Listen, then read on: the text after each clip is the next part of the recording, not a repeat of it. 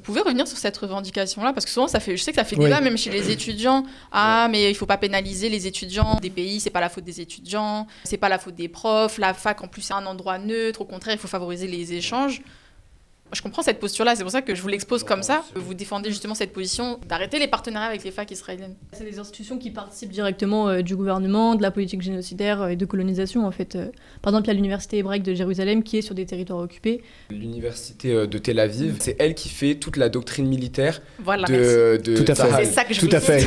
C'est eux qui réfléchissent à où bombarder, les zones civiles, etc. L'université Reichmann, elle donne des crédits supplémentaires comme on aurait un atelier art plastique au lycée aux soldats qui vont aller à Gaza. C'est pas juste couper des partenariats avec des universités parce que c'est des universités israéliennes. Elles ont une vraie complicité dans ce génocide.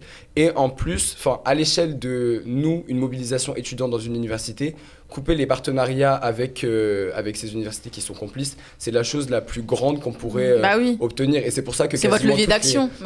Et c'est pour ça que toutes les facs de France quasiment mettent cette demande-là en premier.